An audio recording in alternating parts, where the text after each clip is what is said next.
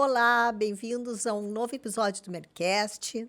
Hoje eu vou ter o prazer de conversar, de bater um papo muito bom com a doutora Nicole Knorr Brenner, uma cirurgiã pediátrica. Que seja muito bem-vinda, Obrigado, Mary. querida. E assim, ó, primeiro de tudo, Nicole, eu quero contar quem tu és, porque muitas pessoas não sabem, né? Nem que existe a especialidade de cirurgia pediátrica. Isso aí. Então, eu queria muito contar, assim, ó, a travessia da Nicole. Bem, a Nicole é natural de Panambi, do interior do Rio Grande do Sul.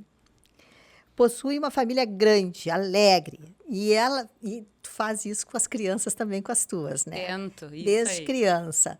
E isso te fez sempre conectar muito com esse lado infantil, com família amorosa e se preocupar muito com a qualidade desses relacionamentos, né?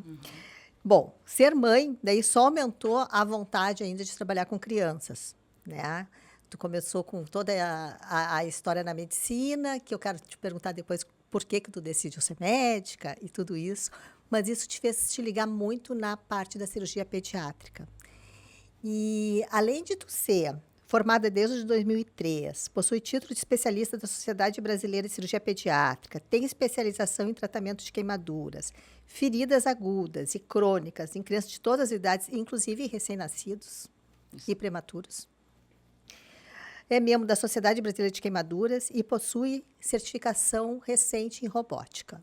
Embora a robótica hoje ainda não esteja sendo o padrão ouro para a cirurgia pediátrica, mas vai chegar lá. Bom, é médica do Hospital Santo Antônio da Santa Casa, do Hospital Moinhos de Vento e tem 2 consultórios, né? Um na clínica ali na Santa Rita, da Santa Cecília e a outra na Pronto Kids. Então, agora eu queria te perguntar assim, ó, com toda essa história, como é que a Nicole resolveu ser médica? Muito fácil. Muito fácil. Eu nasci do lado do Hospital de Caridade de Panambi. Então, o pátio da minha casa era brincar um pouquinho no hospital. Sempre quando chegava uma ambulância, alguma Sim. coisa com sirene ligada, eu corria para o hospital para ver o que estava acontecendo. E me pendurava na janela e ficava olhando todo o atendimento. A minha mãe ficava apavorada. Logo me mandava voltar a tomar banho e entrar dentro de casa. Mas eu gostava muito disso. Sempre gostei dessa coisa de emergência, de feridas, de sangue, de acidente. E nunca tive dúvida do que eu gostaria de ser. Eu não tenho pais médicos na minha família, eu tenho tios só. Mas sempre tive certeza do que eu ia querer ser quando eu crescesse. Tá, daí tu fez a faculdade.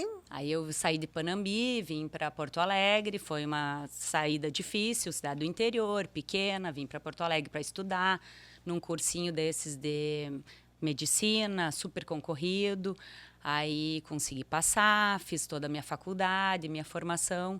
E durante a minha formação eu conheci uma pessoa muito especial que trabalha com cirurgia pediátrica, que me mostrou esse lado tão fascinante que é da cirurgia pediátrica. Delicado, fascinante, amoroso.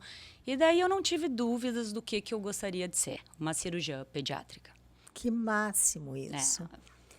E me conta uma coisa, daí assim, ó, dentro da cirurgia pediátrica, tá? Eu, uma vez conversando contigo, eu te perguntei, logo quando a gente se conheceu, eu te perguntei assim, Nicole, que coragem ser cirurgiã pediátrica, como é que tu consegue ser cirurgiã pediátrica? Daí muita gente te faz essa pergunta, né? Sim. E tu me deu uma resposta que me marcou muito, tá? Eu tenho até anotado aqui.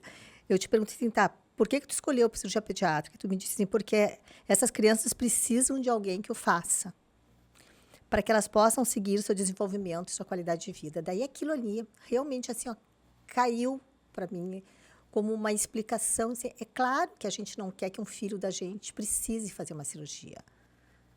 Mas isso acontece todos os dias. As crianças nascem com uma formação, podem nascer com N probleminhas que podem ser resolvidos e tem a hora certa de resolver. Explica como é que é tudo isso aí, porque eu acho isso assim, ó, fascinante quando a gente olha para esse lado. É fascinante mesmo, assim. E, infelizmente, essas crianças, elas não fazem nada para isso acontecer. Elas nascem com esses problemas ou elas desenvolvem no período curto, às vezes com dias de vida. E tu pega um ser completamente indefeso, uma família desestruturada com essa notícia, e tu precisa dar esse suporte. Então é muito interessante a gente poder ajudar nesse momento tão delicado de uma família dessas. E a cirurgia pediátrica, ela é apaixonante assim para quem faz, é desafiadora, porque a gente tem um paciente que vai crescer e ele precisa crescer. É diferente de um adulto que já está grande. A criança, ela precisa crescer. E tudo que tu fizer, tu vai colher os teus frutos lá no final. Então, tu tem que ter cuidado nas abordagens, nas decisões, porque pode ser que não seja mais adequada e vai ser um adulto com algum problema sério, grave. Então, por isso que nos fascina, assim, é bem interessante. Isso é uma coisa que eu queria, que eu nunca tinha me dado conta, mas esses dias, lendo um pouquinho sobre isso, até a parte da sutura, ela tem que ser diferente. Sim. Então, ela não é uma cirurgia igual a que é feita por adulto, porque se a sutura é feita de uma forma que depois essa criança vai dobrar, triplicar de tamanho aquele órgão, e normalmente é mais em relação às cirurgias abdominais. Também, é. Da- Tem uma... A gente fala que a criança não é o adulto em miniatura. E a cirurgia pediátrica é completamente diferente da cirurgia geral. A gente tem a formação de cirurgião geral, a gente tem que fazer essa especialidade antes de cursar a cirurgia pediátrica. Mas quando tu entra no universo da cirurgia pediátrica, tu vê que é completamente diferente, né? Por causa desses detalhes, a gente não pode usar muitos objetos estranhos, porque é um organismo que vai se desenvolver mais tarde, que pode rejeitar, né? Então tu usa mais o que a criança tem, né? E ela tem uma capacidade de recuperação maravilhosa. É diferente. É diferente. E às vezes eu brinco assim, é só não atrapalhar que vai dar certo, sabe?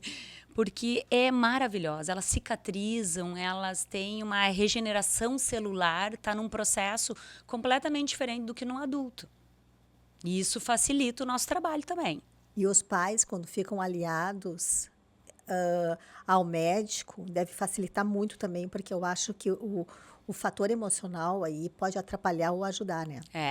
A gente trabalha com um paciente e a família do paciente, né? Não tem como trabalhar com uma criança sem ter os pais conectados a ti, acreditando no Sim, teu porque às vezes a tratamento. criança não está nem sabendo o que está acontecendo. Não, ela Se não ela é tem pequenininha, condições ela de não tem noção. escolher alguma opção. Nós precisamos dessa ajuda dos pais. E dependendo, os pais não têm condições mesmo, psicológicas, estão muito abalados, precisa ter um envolvimento da família, por isso é importante tu ter uma rede de estrutura, uma rede familiar estruturada nesse momento que tu está passando por um momento tão delicado. Eu trabalho com queimaduras, não pode ter a culpa de ter havido esse acidente. A gente tem que resolver o problema, né? Então, isso é diferente, um pouquinho diferente. E como é que é essa questão das queimaduras? Porque isso é uma outra coisa, assim, é um tema incrível, importante de ser falado. Tu é especializada também na questão de queimados, né? Sim. E de feridas crônicas graves, né? Como é que funciona a Nicole médica nisso? Assim, ó, esses problemas existem, é que nem das patologias pediátricas. E eu também conheci uma pessoa que trabalha com isso em Florianópolis, o Dr. Maurício Pereima, que é apaixonado, uma referência nacional e internacional em crianças queimadas. E eu fui fazer um estágio com ele, fui fazer uma especialização com ele, e eu vi que a gente tinha uma deficiência aqui em Porto Alegre no tipo desse atendimento, desde o acolhimento dessa família até o tratamento dessas crianças. E eu fui trabalhando e hoje eu formei um centro pediátrico de feridas e queimaduras, que funciona ali na Santa Casa, que eu possa dar esse suporte para essas famílias e eu acompanho esses pacientes até estar 100% cicatrizado. Eles sabem que podem contar comigo, que podem, a gente tem, são consultas seriadas, então é bem complexo essa conexão. Porque é longo, né? É longo esse O tratamento. processo é Isso, demorado, né? é demorado. Como é que acontecia antigamente? Levavam para o pronto-socorro de Porto Alegre? Isso, nós só temos o pronto-socorro e o Cristo. O Cristo não atende crianças queimadas, então só fica o pronto-socorro de Porto Alegre. Fica limitado. Pronto-socorro, às vezes, tem patologias muito mais complexas, tiros, facadas, e então acaba que aquele queimado, que naquele momento agudo não é tão importante, exceto os grandes queimados, Então, continuam, hoje em dia, os grandes queimados continuam indo para o HPS. Esse é o local de referência, porque lá tem toda a estrutura. Mas aquelas queimaduras pequenas e médias podem ser manejadas de consultório ou numa internação hospitalar curta, né? Eu me lembro que essas lareiras ecológicas, nós conversamos até uma vez, porque houve casos bem sérios, né?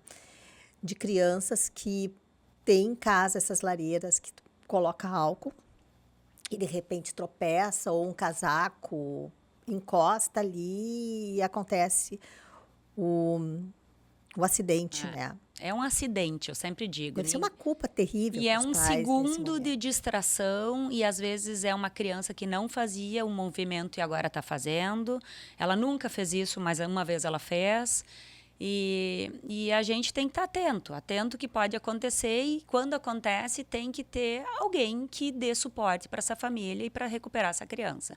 Então, isso que eu penso e eu tento ajudar as mães a não se culparem por isso que aconteceu. E ninguém vai fazer porque quer Ninguém isso, faz né? porque quer, é um piscar de olhos, é uma coisa tão e esse fato de eu ter 3 filhos me fez conseguir me colocar muitas vezes no lugar delas, né? Que é difícil, que a gente se distrai, que a gente às vezes está com 1000 coisas na cabeça, pensando já o que vai fazer para cozinhar, para comprar, para organizar e passa desapercebido uma situação de perigo, né? E é normal. Não, e criança está sempre passível de ter acidentes, né? E eles estão se testando o tempo inteiro, acham que conseguem fazer e esses são, né? Tá, e como é que funciona o processo terapêutico de tratamento de queimados, por exemplo? Se uma criança chega com uma queimadura importante dentro do ambulatório, o que é Normalmente, feito? Como é que é essa trilha, assim, para eu entender e para as pessoas que estão nos assistindo entender como funciona? normalmente uma queimadura muito grande tem que ir para o HPS. Às vezes tem que fazer reposição volêmica, internação em UTI de queimados, tudo. Uma queimadura menor, essas que fez em casa, com água quente, que não é fogo, incêndio, né? Essas coisas mais diferentes. O álcool, às vezes, em grandes proporções. Então, essas queimaduras menores, tu pode ir numa emergência de um hospital, pode ser manejado com curativo inicial e depois ser encaminhado para esse meu centro, que eu consigo ter uns curativos especiais. O que eu também via, uma deficiência aqui, é que não dá para pedir para a criança fazer um curativo diário. É um curativo muito sofrido, é um curativo que gera muito estresse para a família, para a criança. Dói. Então, nós temos tecnologias modernas hoje em dia que proporcionam curativos que possam ser ficados vários dias na ferida, dependendo do grau da ferida, né? E que não precisam ser trocados diariamente. Que tipo de curativos são esses? São curativos com prata, com medicamentos, e eles trocam, assim, à medida que a ferida vai largando um líquido, né? Que a gente chama de exudato, ele vai largando o antibiótico e vai fazendo, assim, vai propiciando uma cicatrização natural daquela pele. Tu propicia que a pele cicatrize naturalmente. Só que alguém tem que monitorar esses curativos. Claro. Eles têm que ser trocados. Isso é feito dentro do ambiente hospitalar. Pode, ou no consultório consultório. também. Tanto faz, assim, né? Então, esses curativos que a gente tem indicado hoje em dia nessas crianças com queimadura ou com feridas complexas, assim. Existem feridas que também acontecem por pós-operatório, né? Que são complicadas de fechar e tudo. Eu sempre tive muito detalhe para ferida operatória. Os meus residentes que trabalham comigo sabem, eu cuido até o curativo que eu vou botar no paciente. Porque eu penso, o que o paciente vai ver quando ele acordar, a criança? Ela vai ver o tamanho do teu curativo. Se tu enfaixar a criança inteira, ela não vai se mexer, porque ela vai sim, achar que tem um corte daquele tamanho. Se tu fizer um curativo do tamanho do corte que tu fez, a dor vai ser proporcional também àquele tamanho daquele curativo. Então, hoje eu uso ursinhos, eu ponho adesivos nos meus curativos e eu tenho um feedback das mães bem interessante, que eles não querem tirar o curativo. Ai, que bonitinho. Ou que eles querem grudar no armário, em algum lugar. Uma mãe teve que grudar no celular dela, o meu ursinho todo sujo. Então, eu acho que isso é carinho, isso é afeto, isso é cuidado, Isso é muito importante. né? Num momento que elas estão precisando. Porque eu não posso esquecer que o meu público são crianças, Sim. né? Então, o que deixa uma criança feliz? Então, a gente tem que trabalhar com isso.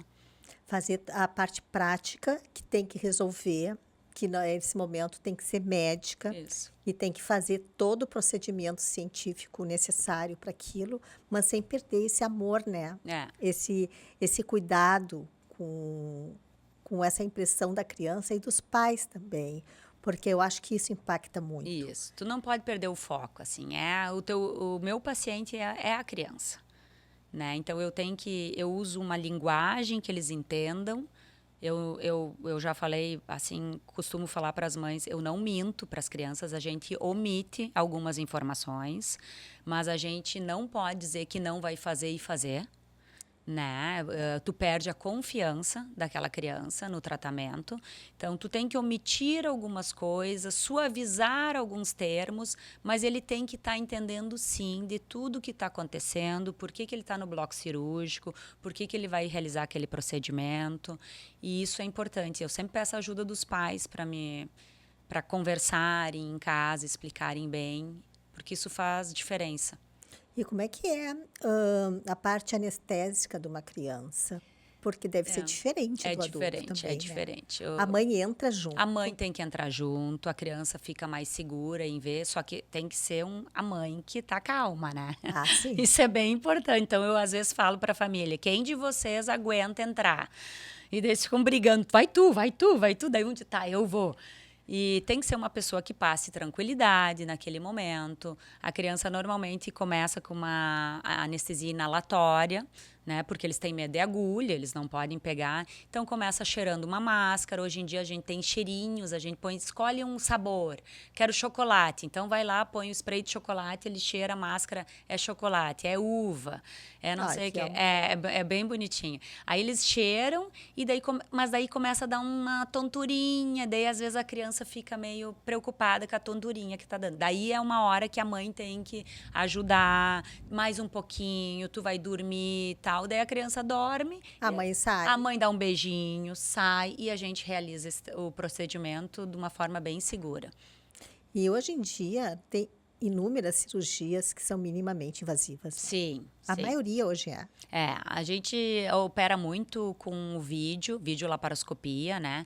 Tem a robótica também. A robótica é uma tecnologia que já entrou na cirurgia pediátrica, mas ainda precisa aprimorar um pouquinho. Está muito bem definida nas cirurgias urológicas, renais, mas ainda para a parte, assim, para o público pequeno, abaixo de 2 anos, ainda a tecnologia tem que melhorar bastante, assim. Eu acho que pela próprios instrumentais Isso, precisam ser mais delicados, né? Isso. Mas é uma que veio agregar, e assim, a gente não tem como fugir. Nos adultos já é bem... Tu fez né, a tua especialização aonde? Na Santa Casa? na Santa Casa, na Santa Santa Casa. Casa tem um curso de especialização, Tem, né, a para Santa Casa robótica. tem.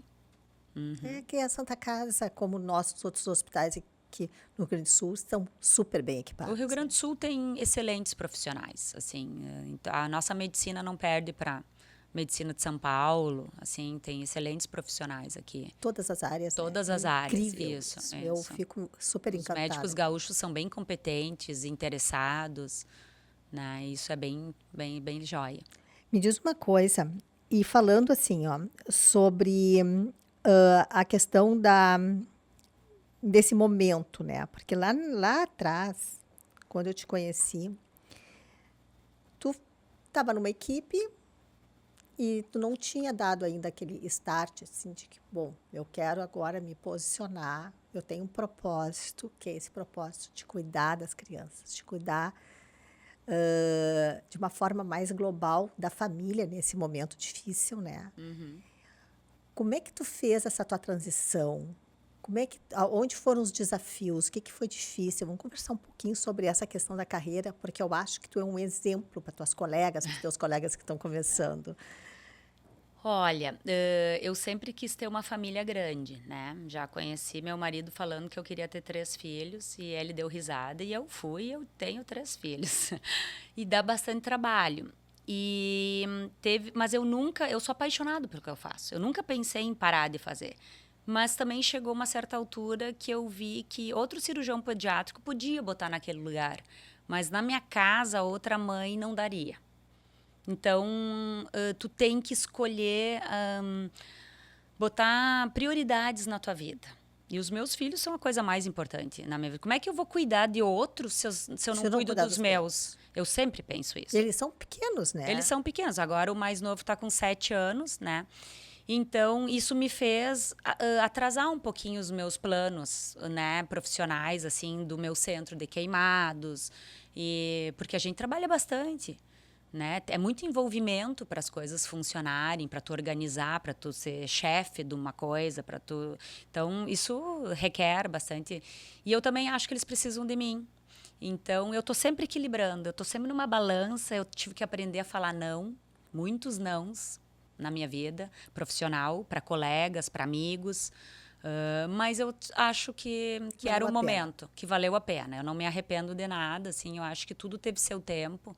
Me sinto super satisfeita desde a minha vida pessoal como a minha vida profissional. E daí tu tem que fazer escolhas também, né? Onde atender, focar mais em lugares onde te dão uma estrutura, porque eu acho que a cirurgia pediátrica precisa de uma estrutura muito forte, Muito né? forte. Porque não adianta tu simplesmente ser um ótimo cirurgião. E é o que acontece, o que a gente vê no Brasil todo, que dizem que existe a desigualdade de número de profissionais em determinadas cidades em comparação com outras. Mas que essas cidades precisam ter uma estrutura de bloco cirúrgico para que esse cirurgião especializado possa trabalhar. Sabe, eu vejo que isso aí no Brasil é um problema, assim, que parece que vai ser eterno. Porque não se dão conta de que lá na cidadezinha pequena, se não tiver um bloco cirúrgico, eles nunca vão ter um cirurgião pediátrico. O meu objetivo número 1 era voltar para minha cidade. Ao menos voltar para Ijuí, que é uma cidade do lado, assim, não para Panambi, que era muito pequena. Quando eu me deparei que para fazer cirurgia pediátrica eu precisava UTI, anestesista bom, hospital bom, porque tu não pode ter nenhum tipo de complicação. Tu não pode agregar mais risco do que benefício. Claro. Né? Aí eu vi que eu não poderia voltar. Se eu queria ser cirurgia pediátrica, eu teria que ficar em Porto Alegre. E Porto Alegre... Daí acabaram que eu tive oportunidades de ficar aqui, de fazer as coisas mais complexas, que eu também gosto de fazer. Por causa dessa estrutura. É muito importante isso. Não, e a gente nem tem tantos hospitais assim que tem essa estrutura em Porto Alegre. E hoje a gente tem poucos hospitais que atendem criança. Infelizmente, nós só temos mais assim que atendem o público. Tem o privado, tem o SUS, né? Fechou a PUC, que era um excelente hospital, acabou fechando. Agora fica HPV, fica Moinhos, fica Santa Casa, o Clínicas. Então, são poucos hospitais e que não conseguem atender toda a demanda. Não consegue, né? Não. Porque quando a gente fala de criança, a gente está falando do bebê recém-nascido, muitas vezes até do prematuro, até qual é a idade? Até 14? Até 18 anos, Até depende 18. da instituição. Na Santa Casa até 18 anos, no Moinhos até 14, na pandemia mudou um pouquinho, mas assim, isso vai, né? E como é que é a consulta? A consulta, porque normalmente eu imagino que o paciente chega para o cirurgião pediátrico como um atendimento terciário, no caso. Que vai vir de um pediatra referendado para que tu faça uma avaliação. Eu brinco porque assim, não chega direto. E ninguém quer ser meu amigo, né? Ninguém. E daí eu brinco. Mas um dia eu espero que tu não precise de mim, mas se tu precisar, eu tô aqui. Quando me pedem, o que eu faço, né? Então, o paciente sempre vem vinculado ao pediatra, quando dá tempo. Quando acontece uma urgência, ele cai na emergência e é atendido pelo plantão. Mas quando ele tem alguma coisa que ele procura o seu pediatra encaminha para um profissional que ele confie. Né? E esse profissional que vai realizar esse atendimento. Daí começa o meu vínculo com a família. Na primeira consulta, e é sempre uma consulta muito difícil, porque eles não gostam de chegar para uma consulta pré-operatória. Sim, ninguém vai querer isso. E muitas vezes tu indica a cirurgia, eles ficam surpresos, e daí tu tem que fazer a pergunta para a mãe, sim, mas por que tu veio mesmo para cá? E daí ela fala, porque ele estava precisando. Pois é. É porque eu acho que a mãe chega com a expectativa que tu vai dizer assim, eu acho que não precisa operar. Isso, que nós temos uma receitinha, um chá que vai dar certo. E eu juro que se eu tivesse esse chá, eu daria. Eu ia estar assim, né? Eu brinco assim, eu jamais vou indicar uma coisa que eu ache que não precisa. E eu tento o tempo inteiro ir fazer o que eu faria pelos meus filhos. Eu me coloco assim, eu indicaria se fosse meu filho, eu indicaria. Eu não indicaria. Às vezes eu recebo toda hora fotos de pontinhos, quedas com cortes no rosto, no couro cabeludo. Isso é bem normal. Primeiro eu digo, que maravilha, estava brincando, estava se divertindo, não estava no celular, né? É importante que aconteça essas coisas, porque as crianças se mexem, acontece isso. Isso é a parte saudável da Parte infância. saudável, eu digo um braço, um pontinho, a gente resolve bem fácil. Mas, às vezes eu penso, esse local não aparece muito, vamos só aproximar, não precisa dar ponto, o ponto é um estresse, precisa segurar com força. Eles não colaboram. Tu não tem a colaboração da criança num momento, eles não têm maturidade cerebral para entender que eles têm que ficar quietinhos, que isso vai ser só um piquezinho, que vai passar. É angustiante, daí quando, né? Então essas coisas eu tento assim ver, mas esse lugar não vai aparecer, vai ser uma cicatriz bem leve. Então não vamos dar o ponto, né? Então essas coisas eu acho que tem que ponderar, sempre tem que estar ponderando. É o equilíbrio, né, Nicole? É um equilíbrio. É um equilíbrio para saber o que vale a pena. Acho que é o naquele segredo momento. da vida, né, Mary? É equilíbrio em tudo, É. né? E não é fácil. Não é fácil. Não é E o que é fácil. bom para mim pode ser não bom para ti. Com certeza. Porque nós, né? Então essas coisas são importantes também. E tu trabalha também com realidade de famílias diferentes, que pensam diferentes de ti. Sim, Porque a gente, nesse momento, eu imagino que tu trabalha com família, cada uma com a sua cultura, com a Isso. sua forma de pensar a vida. Então, tem que também adequar essa tua comunicação, para que eles entendam, para que eles compreendam da maneira que quer. Porque o que eu vejo muito é a negação, muitas vezes, dos pais, de querer fazer alguma coisa, querer uma solução mágica. Isso. Ninguém está preparado para ver seu filho precisando de uma cirurgia. Esses dias eu escutei uma frase muito interessante num caso triste, a inversão dos fatos. Quando uma criança morre antes dos pais. É a inversão da lógica, da vida, total. isso aí. Ninguém está preparado. Isso não existe preparação para isso. É uma dor que a gente tem que trabalhar. Né? Então, a cirurgia também. Quando tu indica uma cirurgia ou quando nasce com alguma malformação que ele não consegue fazer cocô, que não consegue fazer xixi, que não consegue respirar, tu tem que dar um jeito para isso. Tem que dar um jeito. Tu tem que dar um jeito. Sim, e como é que acontece? Daí, se a criança nasce com uma malformação que não consegue fazer cocô, essa cirurgia tem que ser quase que urgente. Sim, nas primeiras horas de vida, assim. A gente fica, assim, até se está dentro de um ambiente hospitalar, tu faz exames, consegue avaliar. Tem alguns tipos de malformações que acaba tu tendo que fazer a reconstrução depois. Assim, tu faz primeiro uma cirurgia de urgência para não ter uma obstrução intestinal. E daí, depois, tu faz uma segunda cirurgia. Depois, tu faz uma reconstrução. E Ou, às vezes, tu faz na hora mesmo, estudando, assim, tu consegue. Se tu tá num centro adequado. Adequado, tá. E existem casos de crianças que precisam fazer várias cirurgias no decorrer do crescimento. Sim. Porque vai mudando. Vai mudando, vai crescendo. O que estava bom não fica mais. Existe. Quais são essas cirurgias mais comuns que se vê de crianças? Assim? Tem várias. Tem cirurgias do intestino, malformações e inervações do intestino, malformações da coluna lombar, assim, da bexiga neurogênica, que são... Os órgãos não funcionam adequadamente, tu vai adaptando, só que com o crescimento dela, tu precisa mudar as técnicas.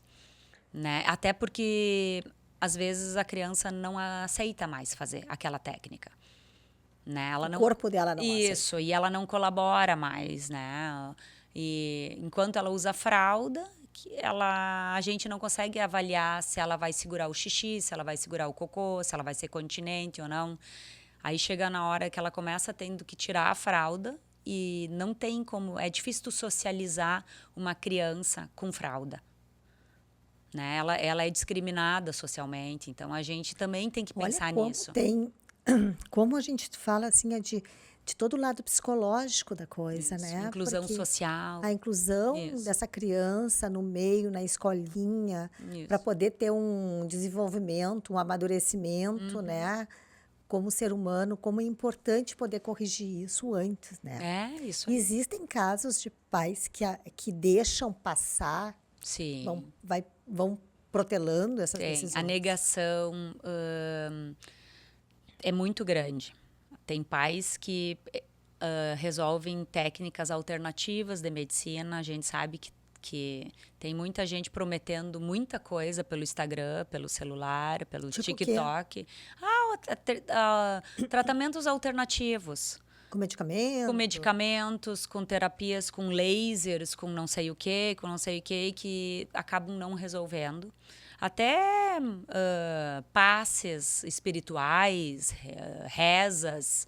A gente já teve vários pacientes assim, que voltam com a patologia bem descompensada, que Uma pena, perdem né? aquele segmento, uma pena. Tem cirurgias que a gente faz que a gente tem que ficar fazendo dilatações para não fechar, ou pode, Sim, né? porque eu imagino que uma cirurgia feita na hora certa, uma criança pequena, deve ser muito mais, embora seja um serzinho muito menor, É, é mais fácil do que aquela criança que deixou aquele sim. problema evoluir. Isso, com certeza. Tudo que a gente pega no início é mais fácil de ser resolvido. Né? A gente tem mais tempo para preparar uma abordagem, um plano terapêutico, que isso é fundamental. Ter um plano, poder explicar para a família as opções de planos terapêuticos, o que pode acontecer se fizer isso, o que pode acontecer se fizer aquilo. Então, esse tempo é importante. Eu sempre penso justamente nisso, assim, sabe, que o planejamento, que a gente poder planejar, por exemplo, uma cirurgia eletiva, ela te dá a benesse de ser planejada. Ah, é. Tu escolhe o profissional, o local, A a data, equipe, a data, tu te sabe? Tu pode organiza. organizar a tua vida Isso. particular, tu pode organizar a alimentação, É igual sabe? uma viagem. Tu se prepara Exato. para isso. Tu consegue Isso. fazer isso. Então, É. até psicologicamente, tu tem tempo de te preparar. Porque a cirurgia eletiva sempre te dá tempo de dizer assim, ó, posso fazer no mês que vem. Se é possível, né? Isso. Se a patologia permite. Isso. Bom, em 30 dias eu vou poder ver quem é que vai ficar me dando apoio, eu vou abastecer a casa, eu vou comprar os remedinhos, eu vou fazer os exames. Os exames dão uma tranquilidade maior ainda, porque toda a questão que eu imagino que seja do médico, do anestesista, é importante que esse exame desse paciente esteja ok. Quer dizer, consegue planejar e o planejamento dificilmente vai sair daquilo ali. É. Agora, quando deixa passar, a coisa vai do jeito que pode ser feita. Vai. Aí tu não escolhe profissional, tu não escolhe local, tu não escolhe hora. Data nada. E tu tá. E a primeira cirurgia sempre é mais importante. É uma das mais importantes, né? E como é que funciona o pré-operatório de uma criança, por exemplo, o jejum de criança? Porque uma vez eu li, acho que até alguma coisa relacionada às tuas coisas, assim, de que, por exemplo, não pode dar bala, não pode Não. dar chiclé, porque É, os é. pais querem compensar Querem aquele compensar sofrimento, né? pirulito. Às vezes vinha um pirulito, é isso. Não, o jejum, graças a Deus, o jejum, de uma forma geral, melhorou muito, né? Aquelas 12 horas de jejum, se viu que não precisa. Ai, que bom isso. É, então agora tu pode comer até 8 horas, 6 horas, pãozinho, leite, sucos, né? E até 2 horas antes do procedimento tu pode tomar água ou água de coco, né? Tem até umas medicações que tu pode usar para acelerar o teu metabolismo, assim, para digestão, né? Para ter uma anestesia segura. Isso é importantíssimo, porque as mães, às vezes, por pena, Pois é. elas é o que a dão gente vê. comida escondido e daí quando chega na indução anestésica a criança vomita. Isso é um perigo. Então elas não sabem que e eu sempre agora eu já até mudei minha forma de falar para elas. Não é evitar uma refeição, nós vamos postergar aquela refeição. Se a Mudou o cirurgia termo. mudei o termo e elas estão aceitando super bem. Se a cirurgia é de manhã, o café da manhã vai ser dado depois da cirurgia. Se a cirurgia é de tarde, o almoço vai ser dado às 3 da tarde, depois da cirurgia. Não é que... Porque ninguém pular uma A gente refeição... não quer que a criança fique sem comer. A criança Isso. não vai passar mal por não comer. Não vai, não Pelo vai. contrário. Isso. E leite materno são até 4 horas. Então, claro que o bebê... meu bebê mama toda hora, é livre demanda. Pois é, mas essas 4 horinhas é fundamental ele ficar... Eu digo, então deixa o pai segurando. Não deixa ele sentir o cheiro do teu leite, do teu colo. Tenta alguém que, né, para o bebê não ficar irritado. E ele vai brigar. E tá certo ele brigar. Ele vai brigar e, em meia altura, ele vai cansar, ele vai entender que é só aquele momento. E passa rápido. E que passa rápido, é. Por isso que também a gente tem que ter cuidado quando a gente indica uma cirurgia em criança e respeitar os horários. Né? Porque um atraso de 1 hora para um adulto é 1 hora. Um atraso de 1 hora no jejum de uma criança é bem maior. Pois é, mas como é que tu consegue lidar isso dentro de um bloco cirúrgico com alta demanda? A gente tem um bloco cirúrgico pediátrico. Isso facilita muito. Onde só tem crianças. Onde já tem essa filosofia de procurar não atrasar, porque sabe que a Isso, gritaria vai ser grande. Isso aí. O adulto não tem vez lá, né? Não ganha das crianças. E as crianças ficam brincando. E elas acabam se intertendo uma com a outra, porque criança, ela gosta de brincar, ela quer outra criança. Sim. E elas acabam brincando e esquecendo o jejum. Ai, que bom isso. Isso, é bem interessante. Eu adoro ver eles no pré-operatório, as mães angustiadas, roendo todas as unhas, assim, apavoradas, e as crianças brincando lá, fazendo amizades. É lindo, né? É muito A bonito. ingenuidade é maravilhosa. É isso aí, né? Por isso. É isso aí. É bem interessante, mas tem que ter cuidado, sim, porque o jejum, assim... Agora, se está num ambiente estressante, que tem mais gente ali angustiada, a criança vai acabar ficando angustiada também.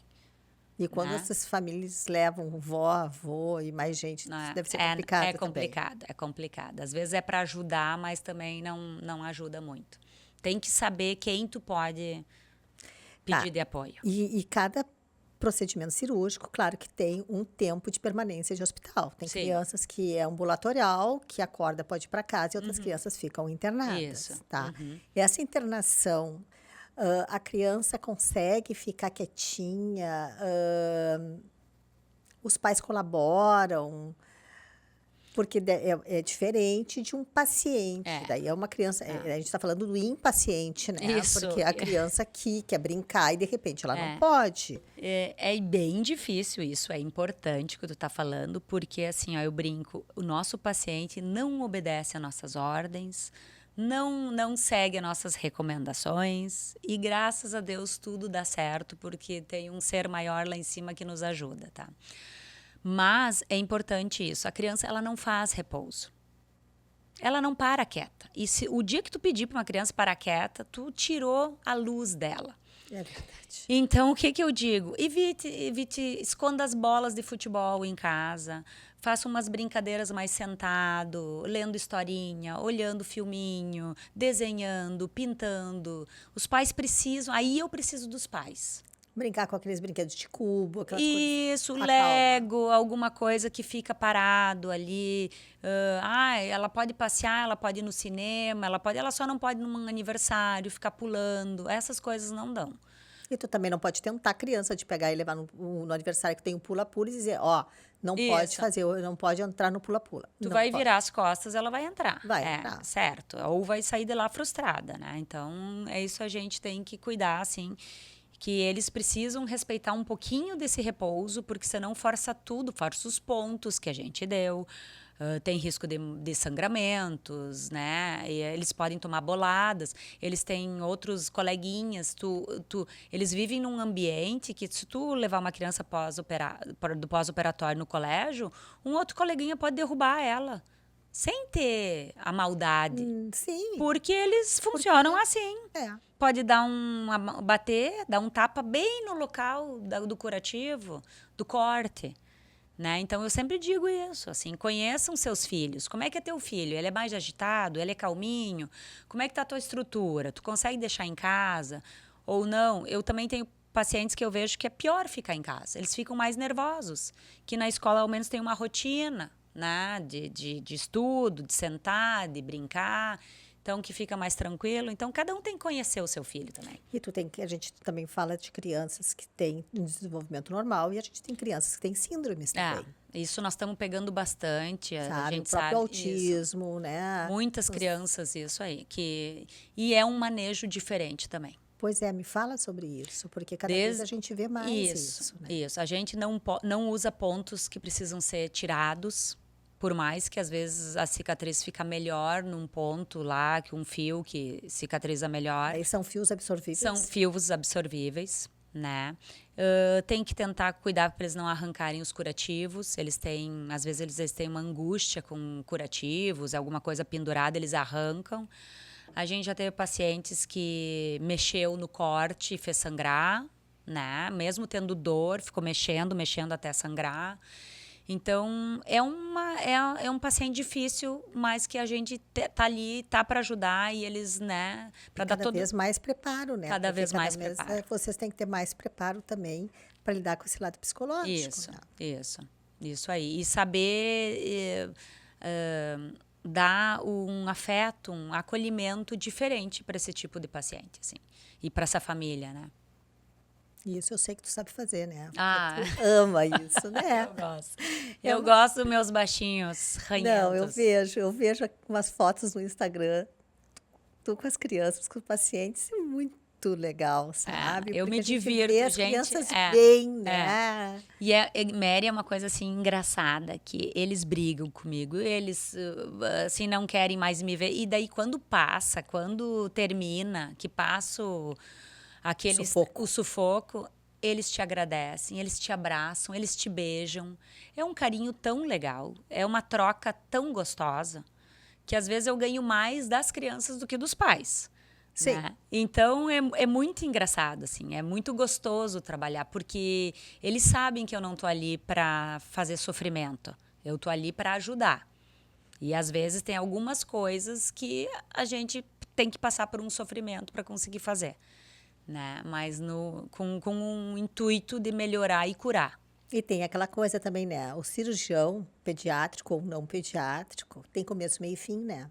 Não é um pediatra, por exemplo, que vai levar essa relação durante muitos anos no desenvolvimento dessa criança. O ideal é que te veja uma vez só e deu, né? Isso, não, e às vezes eu Mesmo falo... no fim, assim, coisa curta. Isso, pode voltar, mas volta para um cafezinho, para a gente conversar, né? Ninguém quer voltar para fazer um novo...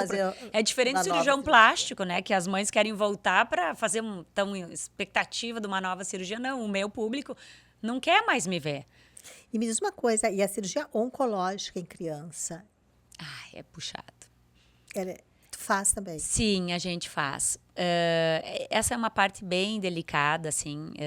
Eu estou agora também mais tratando as feridas dos pacientes oncológicos. Os pacientes oncológicos, eles são imunossuprimidos, eles estão na vigência de uma quimioterapia ou de um tratamento, radioterapia, algum outro tipo de...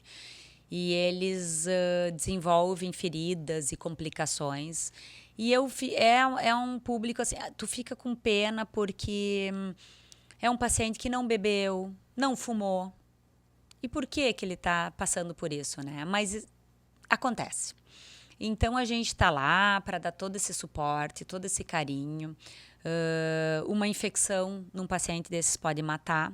Né? Tem que ter muito cuidado. Tem que ter muito cuidado, tem que ter muito cuidado. E eles estão bem debilitados, assim, psicologicamente debilitados. Às vezes tu não consegue usar toda a tecnologia que tu tem porque eles não aceitam, eles estão revoltados com a própria patologia de base. Não querem mais fazer a quimioterapia, não querem mais. Então tu tem que, principalmente quando eles já têm um certo entendimento. Um pouquinho maiores. Um pouquinho maiores. Mas a gente faz porque precisa. É o melhor e porque... E nesse tratamento de feridas, hoje em dia também existem coisas novas. Muito. Até o laser, né? Nossa, o laser. Como é que funciona esse laser? Porque hoje eu sei que tem a... Para queimados tem as telas. Sim, né? a gente tem usado os curativos de pressão negativa. Pressão negativa era isso que eu queria lembrar. Isso, que são os curativos a vácuo, que é uma tecnologia muito interessante, assim, para ajudar a cicatrizar, aumentar o fluxo sanguíneo daquela ferida, chegar mais antibiótico lá, diminuir aquela secreção que essa ferida produz, né? Tem essas coberturas com prata, que é um tratamento local, não precisa ser sistêmico, é atuando direto na infecção. Tem agora a laser terapia, que também é eu digo, a cereja do bolo, que tu pode melhorar a cicatriz, a parte estética daquela ferida, né? Porque existem grandes cirurgias complexas, maravilhosas, que são perdidas por uma infecção de ferida operatória. Né? Então, a infecção de ferida operatória, ela pode causar uma infecção tão grave que mata o paciente. Claro. Então, a gente tem que ter muito cuidado, tem que estar atento e tem que combater aquilo. Né? Normalmente são cirurgias de que tipo? Porque por videolaparoscopia normalmente não tem, né? Não, por vídeo não tem. São incisões maiores, abertas, em pacientes que são comprometidos. Nós temos muito paciente oncológico, que está fazendo quimioterapia, que está com a imunidade baixa, renais crônicos, que usam muito corticoide, fazem diálise também, estão com a imunidade baixa. Pacientes cardiopatas, a gente tem bastante, que pacientes que não têm uma boa vascularização, que o sangue não chega, que eles são, né? Então, são pacientes que a gente tem que lutar mesmo contra a fisiologia da própria doença de base, né? Então, são esses pacientes, sim, que precisam uma tecnologia um pouquinho mais aprimorada e um olhar um pouquinho mais atento para poder... E é isso que me impressiona, sabe? Graças a Deus, a gente tem aqui hospitais que têm essa estrutura. Tem. Mas não tem pelo resto do Brasil, no interior dos estados, no interior do Rio Grande do Sul, condições de oferecer esse tipo de coisa. E a criança daqui é igual a criança de lá. Eu já tive algumas experiências de manejar queimaduras do interior, assim, por telemedicina. Num primeiro momento, eu era contra a telemedicina, porque eu achava que eu era cirurgiã, eu não podia agregar muito. E hoje eu vejo que não, que a gente pode sempre agregar até um conselho. Eu não posso atuar lá, mas um conselho... A orientação. A orientação... Eu passo o tipo de cobertura que ela tem que ser usada. A pessoa compra, o Mercado Livre fornece em qualquer canto hoje em dia. Então, a pessoa, enquanto isso, eu vou manejando, elas me mandam fotos, eu vou conseguindo orientar. Às vezes tem profissionais que me ajudam lá. Então, eu estou conseguindo até fazer o manejo de pacientes do interior. Que bom isso. Na verdade, se tu tiver uma enfermeira de competência nesse local, já te ajuda muito. Isso. Então, assim, eu mudei o meu conceito. Eu acho que a gente pode ajudar, sim, alguém que está longe, né, com limitações. Mas não vai ser a mesma coisa. Não vai ser a mesma coisa, mas que pode ajudar. Não. Isso aí. E daí, às vezes, eu consigo, assim, não tem condições de vir uma vez para Porto Alegre para a gente poder, né? Então, eles se organizam e, às vezes, conseguem vir. Que coisa boa. Tá, agora eu queria conversar contigo sobre uma outra coisa. Tá. Redes sociais. No início, a doutora Nicole não sabia nada, não queria nada, não queria nem ouvir falar. Não queria. Ela... E o que mudou isso para ti? Como tu enxerga hoje? O que tu acha dessa exposição dos médicos nas redes sociais? Queria conversar um pouquinho sobre a parte digital, sabe? Da presença digital, o quanto é bom, o quanto tem que melhorar, de uma forma geral. Eu acho que a Mary conseguiu me convencer, né? Quando nós nos conhecemos, eu era absolutamente contra. Criticava quem fazia. Assim. Era uma das mais contra que tinha. Isso aí. E ela me dizia, como é que as pessoas vão te achar, como é que as pessoas vão te conhecer? O teu mundo fica mais limitado, né? E daí tu foi me convencendo a isso. Não, por quê? Mas é porque tu é uma excelente profissional. Porque tu pede pra gente nós não mudarmos a nossa estrutura, a nossa índole, eu faço a mesma coisa que eu falo ali, eu faço. Né? E quem conhece meu trabalho sabe que é aquilo. Eu acho que é uma ferramenta atual que estão usando, mas que é perigosa, que tem que ser vista com cuidado. Né? Tem até memes que os residentes falam que só faz residência quem não é bom de Instagram, que só se qualifica quem não é bom de Instagram. Porque é bem isso que está passando. Assim, tem muitas pessoas desqualificadas que estão ali vendendo fórmulas, teorias, técnicas, sem ter comprovação, sem ter... Tu pode dizer o que tu quiser. Que aceita. Não né? tem filtro isso. É. Aceita. Isso é perigoso. É perigoso porque também nós estamos falando de pacientes, de pessoas que estão fragilizadas e estão buscando alguém que ajude eles. E daqui a pouco eles se vinculam com aquela É pessoa. uma sedução, né? Que aquela pessoa que tem um caráter persuasivo, que tem um poder de sedução. É bem isso.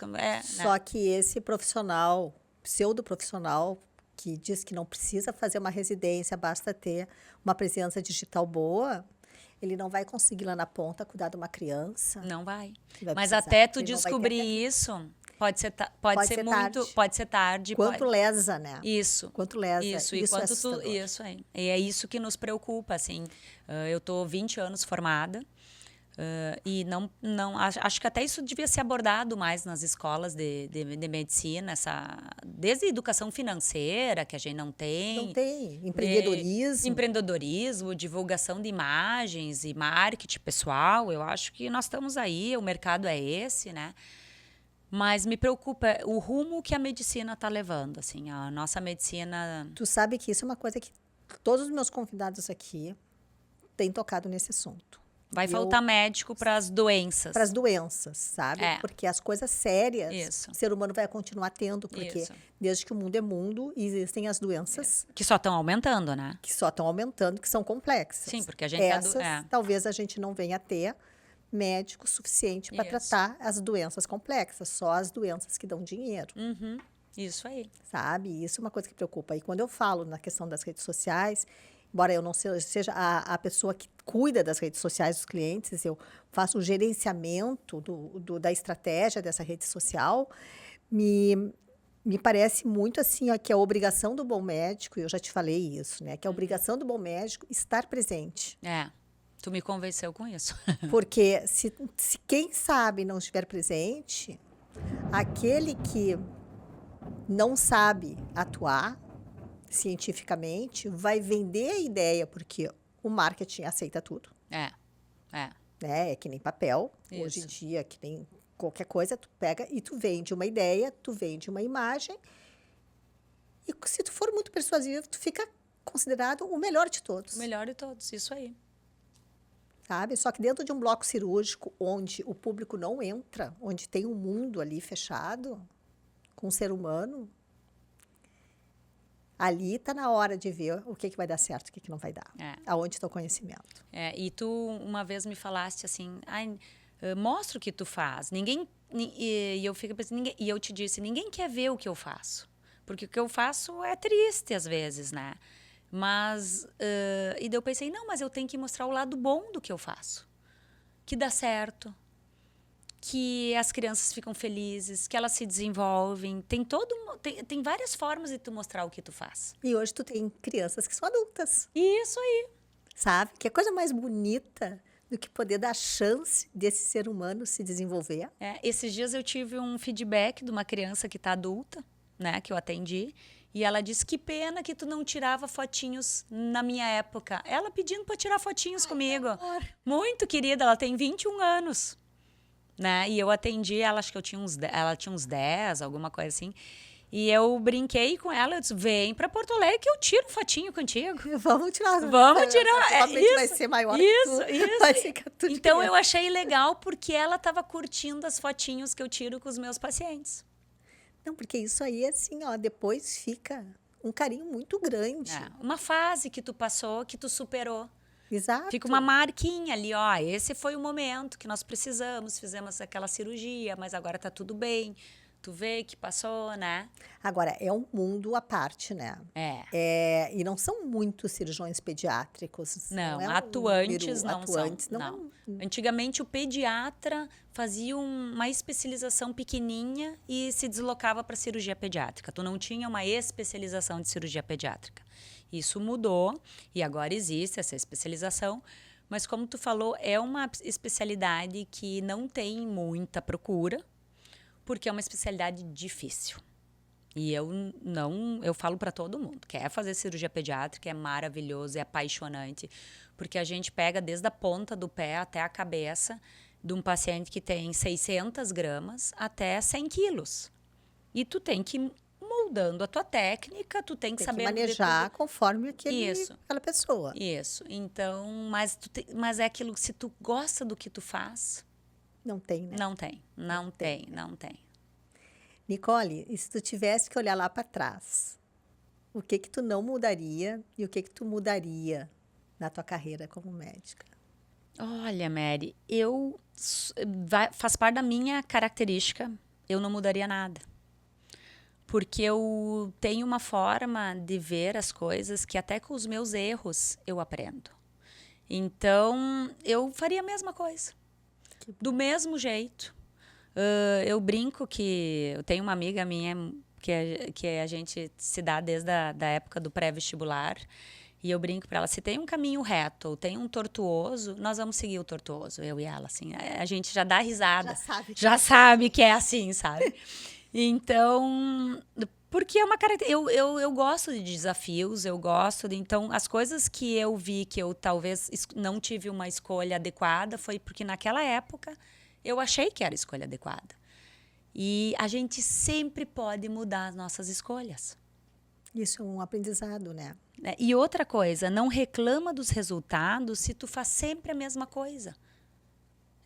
Vai sempre ter o mesmo resultado. Então, se tu quer um resultado diferente, muda a tua estratégia. Então, eu acho que a gente tem vida, jovens, podemos mudar toda hora, né? Então, eu não mudaria nada, até porque... E hoje em dia, quem fica parado é. no que acredita e diz que vai ser assim a vida inteira, está correndo grave risco de ser atropelado pelo mundo, né? Isso. Porque tu tem acesso hoje em dia. Agora tu nem precisa ir muito a congressos. É bom os congressos para socializar, para aquela fala presencial, né? Aquele momento, aquele encontro, aquela troca de ideias é importante.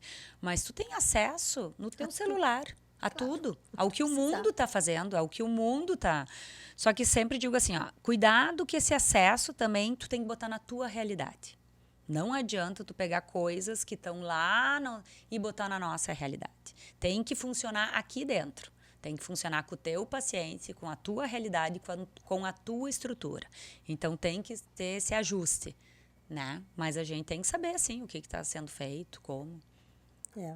E me diz uma coisa, se tu tivesse que dar um conselho para um colega, para uma colega, assim, que está pensando em fazer a especialização em cirurgia pediátrica. Eu ia dizer... Como uma mensagem, assim, eu ia dizer final. a mesma coisa que o Dr. Lionel Leitz que me disse, assim. Ele, que foi a pessoa que me incentivou a fazer cirurgia pediátrica.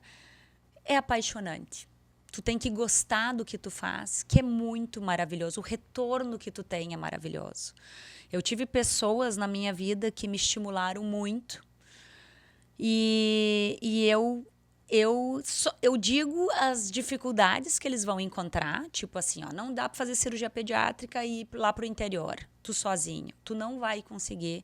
Tu vai acabar se frustrando. Tu precisa de equipe. Forme uma equipe. Forme uma equipe que tu vai conseguir, né? Então, mas é assim, ó, é muito maravilhoso. Eu incentivo todos a fazerem, né?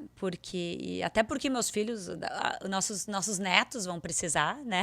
E eu gostaria que tivessem pessoas como boas, boas e competentes e apaixonadas, dedicadas, né? Porque meus netinhos estão por vir também. E essa coisa assim, da paixão por fazer é o que deixa uma carreira tão bonita, né? Isso, é isso aí. E eu vejo qualquer coisa, assim, isso sabe? aí. Teu olho brilha, assim, sabe?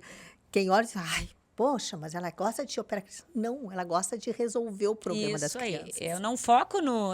eu gosto do objetivo final. Sabe? É tem consertar. Que fazer. É triste, tem que fazer, mas tem que ser feito. Olha o futuro que tem pela frente essa criança. E a responsabilidade que a gente tem nas mãos, né, Mary? Quem tá com uma criança dessas. É uma responsabilidade muito grande por causa desse futuro. Então, é gratificante. É gratificante, é desafiador, é gratificante e tem que ter dedicação. E como é que tu te vira no dia a dia com os 3 guris e mais essa profissão. Eu tive que adequar meus horários, tive que fazer algumas opções profissionais, assim. Eu trabalhava em 3 hospitais, eu tinha 3 escalas de plantão, eu trabalhava muito e uma hora eu cheguei e eu digo, não, eu preciso, primeiro que eu não conseguia investir no que eu gostava, assim, nos queimados e para ter o meu centro e tudo, eu tive que me dedicar, parar um pouquinho, a robótica, cursos que tu tem que fazer, tu tem que ter tempo também para fazer isso. E na família, eu também me dedico. Eu tenho, final de semana, eu digo, não, hoje eu não vou trabalhar. Aí, quando me ligam, quando precisam de mim, eu digo, olha, não estou trabalhando hoje, estou viajando, a gente tem uma casa de final de semana, mas eu vou te indicar um conhecido, um excelente cirurgião para te assumir. Eu acho que é isso que é o meu dever. Mas eu também tenho que ter meu direito de poder relaxar e de poder curtir os teus filhos. Os meus filhos, a minha família, claro. Isso aí. Isso é o equilíbrio, né? Isso Aquele é o equilíbrio que a gente falou Isso aí. lá atrás. E que às vezes não é bem visto, né? Pela sociedade, assim, machista, aqui do jeito que é. Mas a gente sabe A gente se defender. Vai dar um aqui.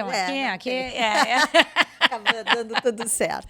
Isso aí. Amada Nicole, muito obrigada pelo teu tempo dedicado ao Medicast. Isso aqui é um projeto que eu estou fazendo com muito gosto, sabe? Porque tem um propósito, tem esse propósito de poder ajudar as pessoas a conhecer médico e a tu passar essa mensagem para tanta gente que muitas vezes não sabe o dia a dia e como foi o desenvolvimento daquele profissional ou daquela especialidade. Então, assim, ó, muito obrigada. Eu te agradeço a oportunidade para estar aqui falando um pouco sobre essa área que eu sou apaixonada, né? E que não precisam ter medo de mim. Tudo vai dar certo. Tudo vai dar certo, Gente, muito obrigada por assistirem esse episódio de hoje. Sigam o nosso Instagram, que vai estar o Instagram da doutora Nicole Knorr Brenner. E até a próxima. Se inscreva no canal.